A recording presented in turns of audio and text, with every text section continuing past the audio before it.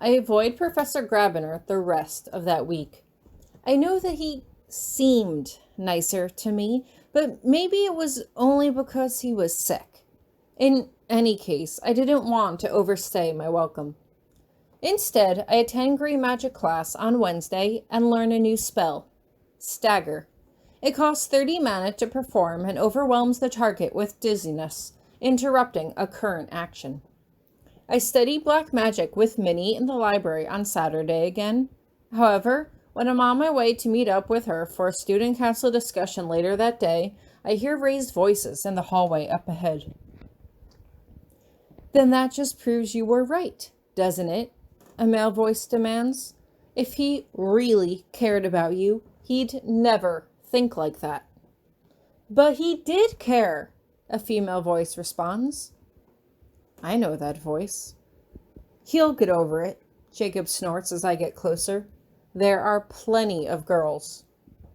He sees me coming and sweeps a little bow. Like Tori here. I ignore him and turn to Minnie. You wanted to see me? Yes. Jacob, you should go. We need to talk about the maple ceremony. Sure. See you around. He winks at me and walks away. Is everything all right? I ask. Everything's fine. She takes a deep breath and fluffs out her hair. Next week, we'll be celebrating the maple sap harvest. I stare at her. Are we going to tap trees? No. We hold a pancake supper with a lot of syrup. I grin. This sounds like my kind of celebration. Yum! Minnie doesn't seem to share my enthusiasm. There's just one problem. You can't attend. My jaw drops. What? Why not? Minnie looks around the halls, then pulls me into an empty classroom. Sorry, I just had to be sure that no one was listening. The dinner is a ritual. The students are split up into groups. The boys serve the girls and the girls serve the boys. It's symbolic. I think, long ago, that was the beginning of the traditional season of courting, or something like that, even though that's obviously not how romance works in modern times. But the thing is, you're not allowed to sit with the girls because you're married. It's ritually improper. I frown. Oh. And we can't tell anyone why you're not there, either. So you'll have to come up with some excuse. She digs the toe of her shoe into the floor. I'm sorry. It's not your fault, I say quietly. It's not like I can't have pancakes some other time. Tuesday is the night of the maple ceremony. Everyone else is off having pancakes, and I had to pretend to be sick long enough to get Virginia and Ellen out of the room.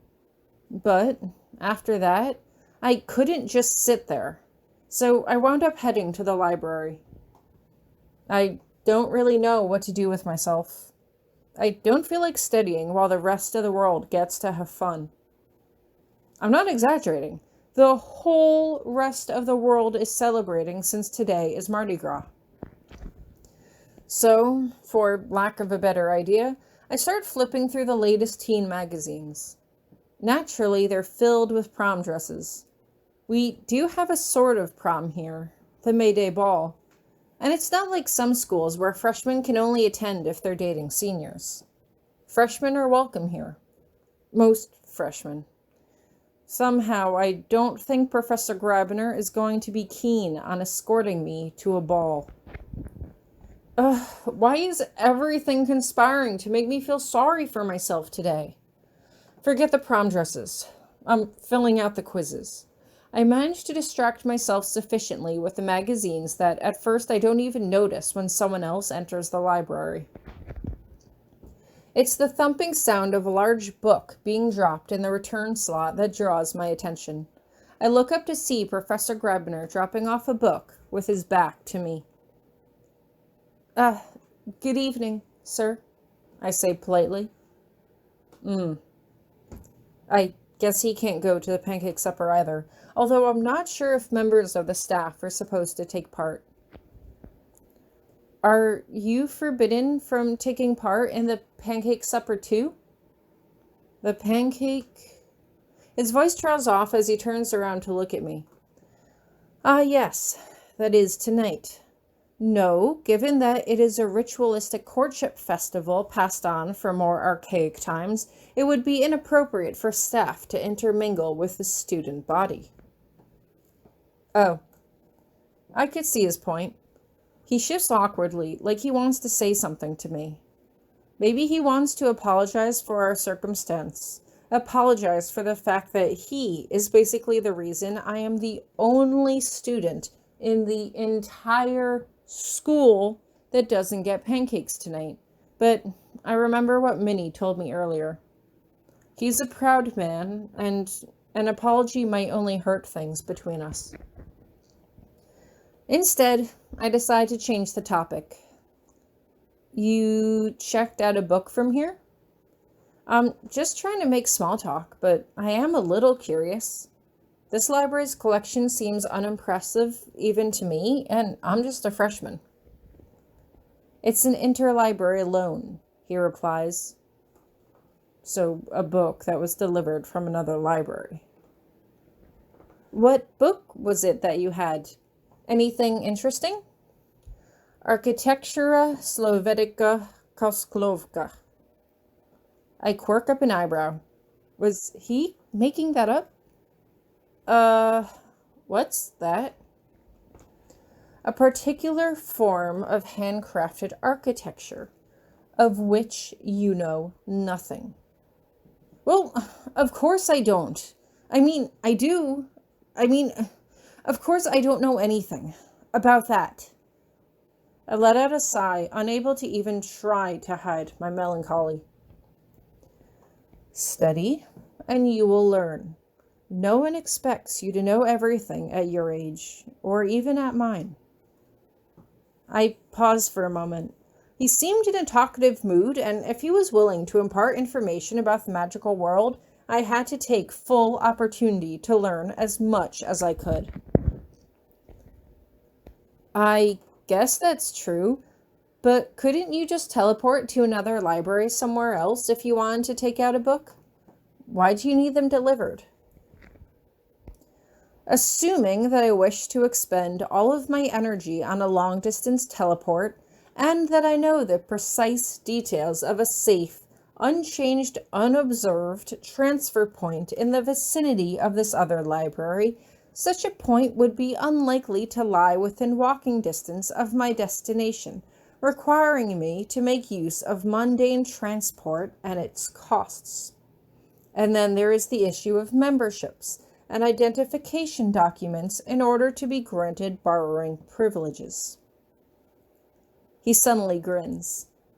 Unless your preferred method of acquiring library books is to steal them, perhaps we should be keeping a closer eye on you. I just shake my head. Okay, I'm stupid. Sorry. I did not imply that you were stupid, merely ignorant. It is far better for you to ask and learn than to attempt such things on your own. Good night to you. Good night, sir. He turns and leaves the library before I can think of anything to say. How strange. I really can't tell if he was trying to be friendly or trying to make fun of me. Maybe both? It was strange how our conversation shouldn't have cheered me up, but at least it gave me something to focus on besides my loneliness, and that was all I could really hope for.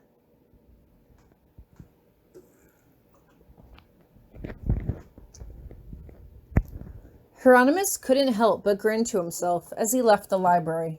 He hadn't even realized that tonight was the pancake supper, or that Tori would be forbidden from taking part due to her new marital status. He had been concerned about her mounting sense of loneliness before. Isolating her from her friends and the rest of the student body would therefore only hinder his efforts to repair things between them. He had done well, or at least he thought he had. If he complimented her curiosity or offered sympathy for her situation, it would only arouse her suspicions. No, this had to be done slowly and methodically. Tori had harbored feelings for him even before the holidays. He had no idea what he had done before that point for her to develop a crush on him. In his mind, he had merely been her teacher, answering her questions and prompting her to think critically about the new world that she was accustomed to. If he could perform that same role now, maybe Tori would feel comfortable opening up to him again. It wasn't a guarantee, but he couldn't deny that he walked out of the library feeling in considerably better spirits than he had when he had entered, and that seemed like an accomplishment worth celebrating, however small.